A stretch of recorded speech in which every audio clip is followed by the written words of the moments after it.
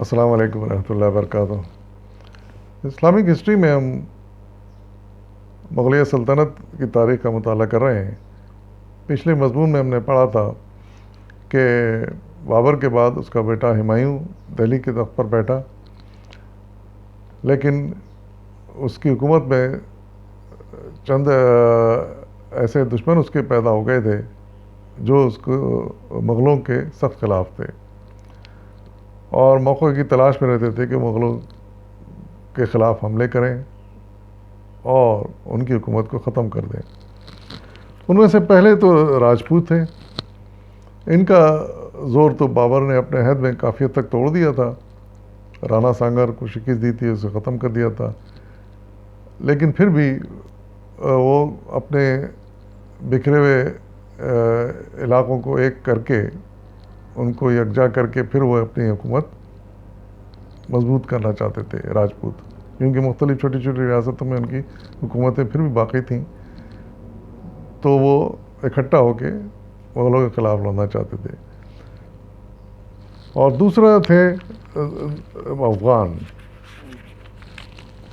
افغان میں ہم پڑھ چکے ہیں پچھلے مضمون میں کہ افغان قبائل میں یہ جونپور بہار میں سرگرم تھے افغان قبائل، اور ان میں شیر خان نامی ایک افغانی تھا جو مغلوں کے خلاف جس نے تیاری کی، فوج تیار کر رہا تھا اور موقع ملتے ہی اس نے حملے شروع کر دیے۔ تیسرا دشمن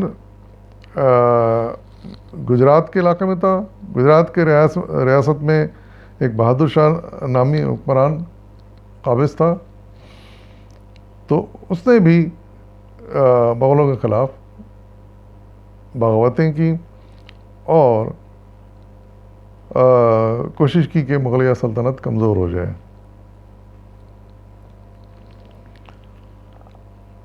آئیے ان کا تھوڑا سا تفصیل ایک ایک کر کے پڑھتے ہیں۔ پہلے تو ذکر ہے شیر خان کا کہ ہمایوں نے شیر خان کو چنار کے محاصرے کے دوران اطاعت قبول کرنے پر چھوڑ دیا تھا۔ شیر خان جو کہ بہار کے علاقے میں حاکم تھا، وہ بہار اس کے قبضے میں تھا اس زمانے میں۔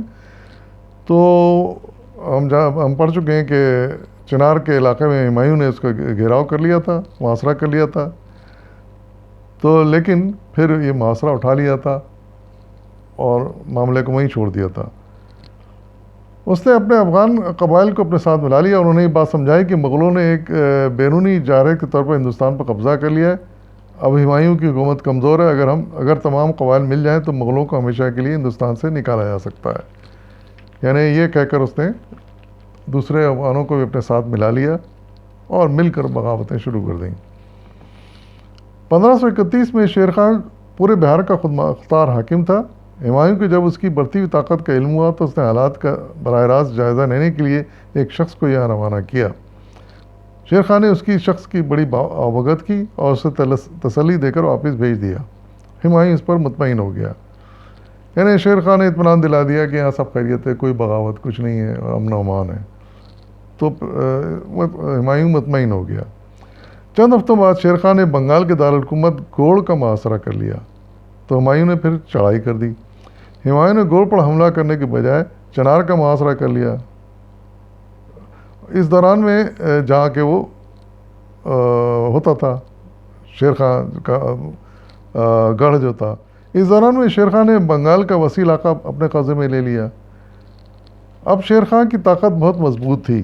ہمایوں نے لڑائی کے بجائے شیر خان سے صلح کر لی اور اسے بنگال کا حاکم تقسیم کر لیا۔ اب یہ معاملہ طے ہو رہا تھا کہ ہمایوں کو بنگال میں پیش قدمی کا مشورہ دیا گیا۔ ہمایوں پیش قدمی کرتا ہوا گوڑ میں بھی داخل ہو گیا۔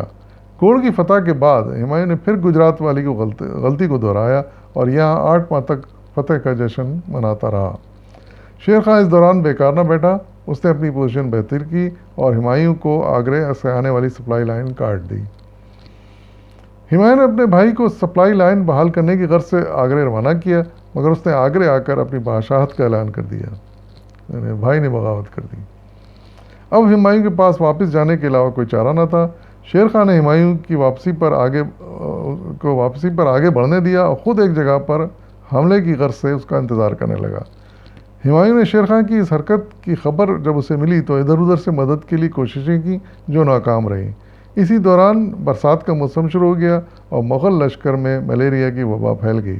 ہمایوں نے اپنی بدحالی کے بعد شیر خان کو بنگال، چنار اور ان سے ملحقہ علاقے دے کر صلح کرنا چاہیے، مگر شیر خان نے یہ درخواست ٹھکرا دی۔ 1539 میں چوسا کے مقام پر شیر خان نے 3 اطراف سے ہمایوں پر حملہ کر دیا۔ ہمایوں کے 8,000 کے قریب سپاہی مارے گئے۔ ہمایوں خود بھی دریائے گنگا میں ڈوبتے ڈوبتے بچا۔ وہاں سے بچنے کے بعد ہمایوں آگرہ واپس آیا اور پھر نئے لشکر کی تیاریاں شروع کر دیں۔ شیر خان کو جب اس کی اطلاع ملی تو اس نے حملہ کی ٹھانی اور قرنوج میں پڑاؤ ڈال دیا۔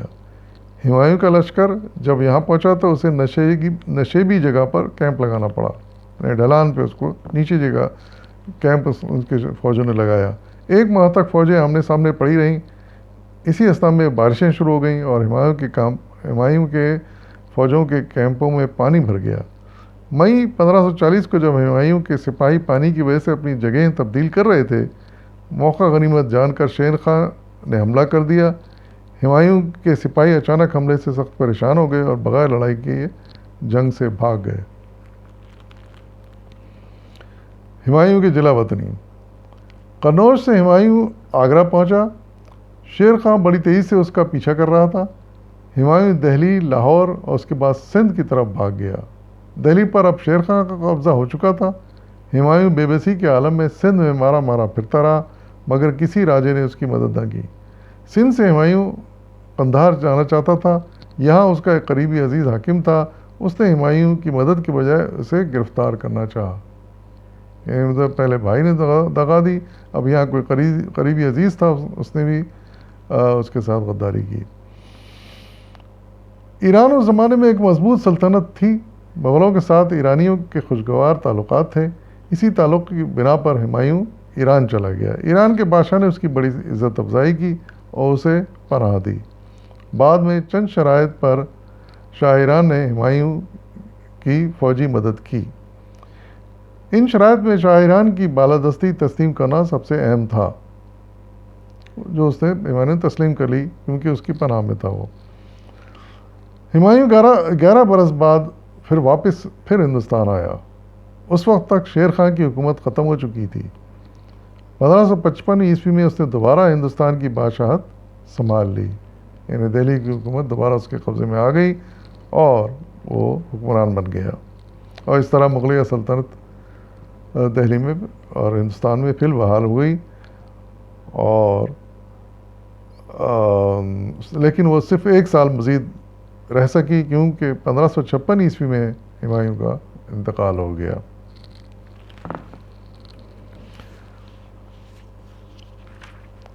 آئیے ہمایوں کی شخصیت کے بارے میں کچھ دلچسپ باتیں مضمون نگار نے لکھی ہیں جن کا مطالعہ کرتے ہیں۔ ہمایوں اپنی ذاتی طبع کے اعتبار سے حکومتی معاملات کے لیے غیر موزوں شخص تھا۔ وہ آرام پسند تھا اور سرگرم زندگی سے گھبراتا تھا، جبکہ ایک بادشاہ کی حیثیت سے اسے ہر وقت فعال رہنے کی ضرورت تھی۔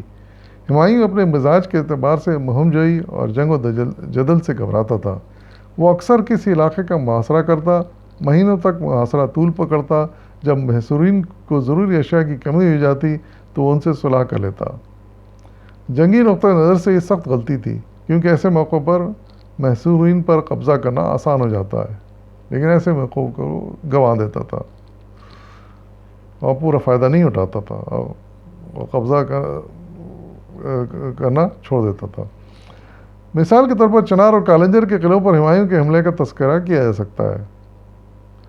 اسی طرح جب اسے جنگ میں کامیابی ہو جاتی تو حالات کے تقاضوں سے بے نیاز ہو کر جشن مناتا رہتا، اور جب کہیں فتح ہو جاتی اسے تو اپنے لوگوں کے ساتھ مل کر وہ جشن مناتا رہتا۔ یہ جشن اکثر کئی ماہ تک چلتے رہتے۔ ان حالات میں ہمایوں کے دشمنوں کو اپنی طاقت بحال کرنے کا موقع مل جاتا اور وہ پھر اس کے لیے مشکلات پیدا کر دیتے تھے۔ بہادر شاہ اور شیر خان کے خلاف چند کامیابیوں میں ہمایوں نے یہی غلطی کی تھی۔ ہمایوں فطرتاً نرم خو اور انسان دوست تھا۔ وہ انسانوں کے خون بہانے کو حد درجے قابل اعتراض سمجھتا تھا۔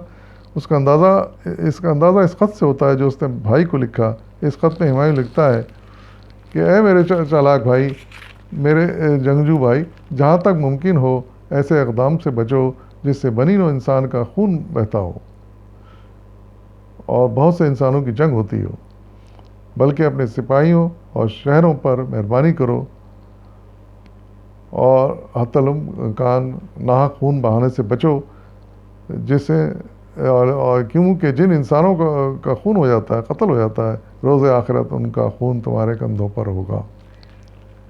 اس لیے غیر ضروری قتل و غارت گری سے بچو۔ یہ نصیحت اس نے اپنے بھائی کو لکھی تھی۔ اسے اندازہ ہوتا ہے کہ وہ کس قدر رحم دل اور نرم مزاج کا انسان تھا۔ ہمایوں حد درجے تقدیر پرست بھی تھا۔ وہ کوئی کام بھی ستاروں کو حساب لگائے بغیر نہ کرتا تھا۔ یہ ایک دوسری کمزوری تھی جس نے اس کو بڑا نقصان پہنچایا۔ ایک طرف سلطنت کو درپیش خطرات اور دوسری طرف ذاتی صلاحیتوں میں کمی کے باعث ہمایوں اپنے حکومتی معاملات میں مکمل طور پر ناکام ثابت ہوا، بلکہ اسے ہندوستان تک چھوڑنا پڑا۔ لیکن پھر بہرحال قدرت مہربان تھی اس کے اوپر، اس کو پناہ ملی ایران میں۔